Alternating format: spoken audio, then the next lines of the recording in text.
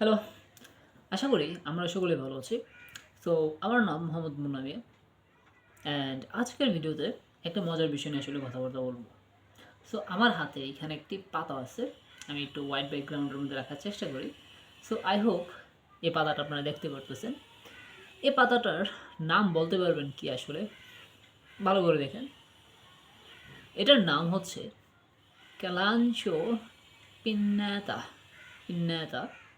আচ্ছা, কিছুটা এরকম উচ্চারণ। এটা হচ্ছে এটার বোটানিক্যাল নাম। উচ্চারণ ভুল হলে দুঃখিত। সো এই পাতাটার মানে সহজ বাংলা ভাষায় আমরা পাথরকুচি পাতা হিসেবে চিনি। পাথরকুচি পাতা আই থিঙ্ক অনেকেরই আমেশা হইলে খায়। বিভিন্ন ধরনের পেটের সমস্যা হলো এই পাতাটাকে খায়। হালকা টক স্বাদের হয়। সো আসলে ভিডিওটা পাতাটাকে নিয়ে না, পাতার একটি বিশেষ বৈশিষ্ট্যকে নিয়ে।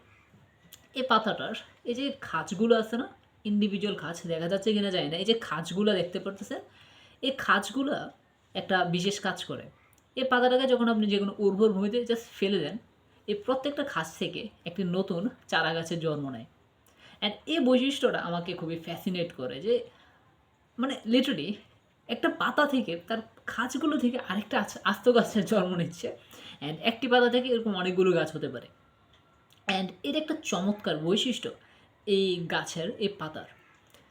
সো এটা আসলে আমি এই পাতার বৈশিষ্ট্য বলতে এই ভিডিও করছি না, করছি আসলে এটা বাস্তব জীবনে একটা বিষয়কে রেজেম্বল করছে। অ্যান্ড সেটা কি তা নিয়ে আসলে এই ভিডিওটা। তো চলুন শুরু করা যাক। সো কখনো কি খেয়াল করেছেন আসলে এই যে পাতার যে বৈশিষ্ট্যটা, একটি পাতা থেকে অনেকগুলো গাছের জন্ম হচ্ছে, এটা আমাদের বাস্তব জীবনে এটা আমাদের অভ্যাসগুলোকে আসলে রিজেম্বল করে। যে যেমন ধরুন আপনি একটি ভালো অভ্যাস বা একটি খারাপ অভ্যাস নিয়ে যাত্রা শুরু করলেন, ওই একটি অভ্যাসের হাত ধরে আপনার আসলে আরও কতগুলো অভ্যাস চলে আসে। যেমন ধরেন আপনি সকালে খুব তাড়াতাড়ি ঘুম থেকে ওঠেন, যেটা আমার পক্ষে খুবই কষ্টকর। আমি ৬-৭টা অ্যালার্ম দিয়ে উঠতে পারি না। সো লেটস সে আপনি সকালে খুব তাড়াতাড়ি ঘুম থেকে উঠছেন অ্যান্ড তার ফলে কী হচ্ছে যে আপনার দিনের শুরুটা তাড়াতাড়ি হচ্ছে, আপনি শুরুতে অনেকগুলো কাজ করে ফেলতে পারতেছেন এবং যখন আপনি অনেকগুলো কাজ করে ফেলেন তখন আপনার আসলে কনফিডেন্সটা অনেকটা বেড়ে যায় এবং যা আপনার সার্বিক অন্য অন্য কাজগুলোতে আসলে প্রভাব ফেলে।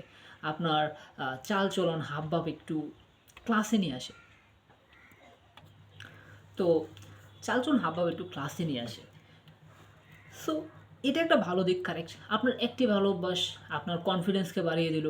এছাড়াও দেখা যায় যে আরও অনেকগুলো বেনিফিট পাওয়া যায়। যেমন লেটস আপনার তাড়াতাড়ি কাজ শেষ হয়ে গেলে আপনি যে কোনো দিনের অন্য সময়গুলোকে অন্য প্রোডাক্টিভ কাজে ব্যয় করতে পারতেছেন। এছাড়া আরও অনেকভাবে আপনার দিনটাকে ভালোভাবে লজিক্যালি পার করতে পারেন। আমি এত ডিপে ব্যাখ্যা যাইতে চাচ্ছি না, ভিডিওকে অ্যাজ মাচ এজ শর্ট রাখতে চাচ্ছি।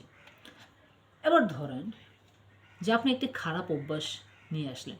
লেটস সে আপনি সকালে দেরি করে ঘুম থেকে উঠলেন। দেরি করে লেটস সে ৮টা ৯টা ১০টার দিকে ঘুম থেকে উঠলেন। যার ফলে আপনার দিনের অন্য কাজগুলো করতেও অনেকটা দেরি হয়ে যাবে, কারেক্ট? বা সময় নিবে। যার ফলে আপনি কিছুটা হতাশাগ্রস্ত হবেন। আপনার দিনের যখন আউটপুট বা প্রোডাক্টিভিটি কমে যাবে। অ্যান্ড এই হতাশাগ্রস্ততা থেকে আপনার আসবে কি ডিপ্রেশন। এবং এই ডিপ্রেশন থেকে আপনি অন্য অন্য আসক্তিগুলোতে জড়িয়ে পড়তে পারেন। যেমন লেটস সে আপনি ডিপ্রেশন কাটিয়ে ওঠার জন্য বা লেটস সে আপনার এই ডিপ্রেশনের ফলস্বরূপ আপনার যে ফ্যামিলি রিলেশন রয়েছে, বিভিন্ন ধরনের রিলেশনশিপে থাকতে পারেন। হারাম হালাল তো আপনারা দেখেন না। সো লেটস সে আপনি যে কোনো একটা রিলেশনে আছেন, ওইটা তো এটার প্রভাব পড়তেছে, যার ফলে আরও ডিপ্রেশন আসতেছে এবং আপনি ডিপ্রেশন কাটিয়ে ওঠার জন্য লেটস সে মাদকাসক্ত হয়ে গেলেন, কিছু টুকটাক ধূমপান করলেন। অ্যান্ড অথবা আপনি let's say adult content consumption শুরু করেন, কারণ আপনার তো দরকার ডোপামিন ব্রেনকে রিল্যাক্স রাখার জন্য। হারাম হোক হালাল হোক, it doesn't matter, you just need that. চিন্তা করুন পজিটিভ দিকে যখন ছিলেন আপনার ডোপামিন পজিটিভলি আসছিল, বাট এখন যখন নেগেটিভ একটি বাজে অভ্যাস তা আপনাকে কোন দিকে নিয়ে যাচ্ছে? আরও ২-৪টা খারাপ অভ্যাস আপনার লাইফে নিয়ে আসতেছে, কারেক্ট? অ্যান্ড এই জায়গাটা আসলে সমস্যা।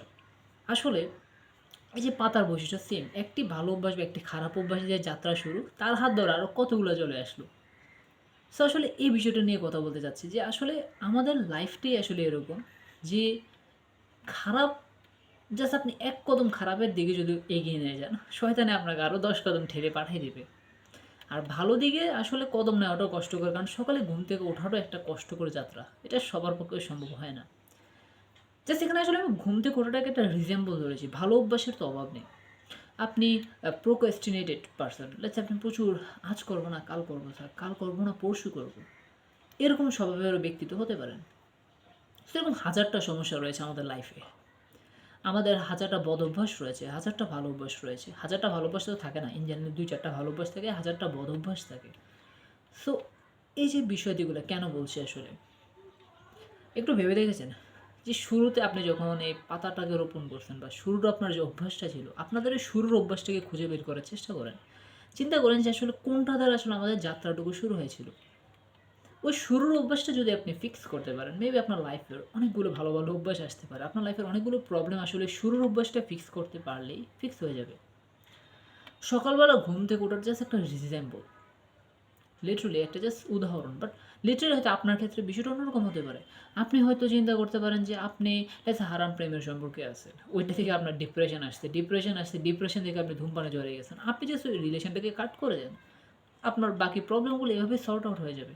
আপনি লেটস সে প্রচুর প্রোক্রাস্টিনেট করেন, প্রোক্রাস্টিনেট আজ না কাল, কাল না পরশু, এবং এটার ফলস্বরূপ দেখা যাচ্ছে যে আপনার যে পড়ালেখা বা অন্য বিষয়গুলোতে প্রভাব পড়তেছে। আপনি পরীক্ষার সেমিস্টারের শুরুতে সিদ্ধান্ত নিলেন যে এই সেমিস্টার ফাটাই ফেলবো পুরা, একেবারে ফাইড়া ছিঁড়ে ফেলবো বইসব। বাট লিটারালি আজ না কাল করতে করতে দেখলেন যে পুরো সেমিস্টার শেষ হয়ে গেছে আপনার, এবং লাস্টের পরীক্ষার আগের রাত্রে পড়ায় বসলেন। সো লেটস আপনি প্রোক্রাস্টিনেশনটাকে কাট করে দিলেন। Literally it's not a tough thing, right? একটু মনোযোগ দিয়ে যেতে বসতে হবে। সো এটা আসলে এই ভিডিওটা করার আমার কোনো উদ্দেশ্য ছিল না, বাট এই পাতাটা আমাকে চিন্তা করে যে একটা প্রাকৃতিক বিষয়, এটা আমাকে জাস্ট কোন দিকে চিন্তাটাকে নিয়ে গেছে। অ্যান্ড আসলে আমাদের চারোদিকে এরকম সহস্র উদাহরণ আছে আমাদের জীবনকে আরও উন্নত করার।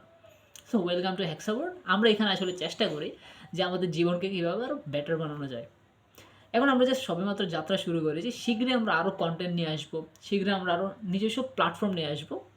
So stay with us and thank you যারা ভিডিও দেখেছেন। পুরো একটা আজের ভিডিও ছিল, আমি জাস্ট কথা বলতে মন চাইছে, বহুত দিন হয়েছে ইউটিউবে আসি না কথা বললে, that's why I make this video and thank you all.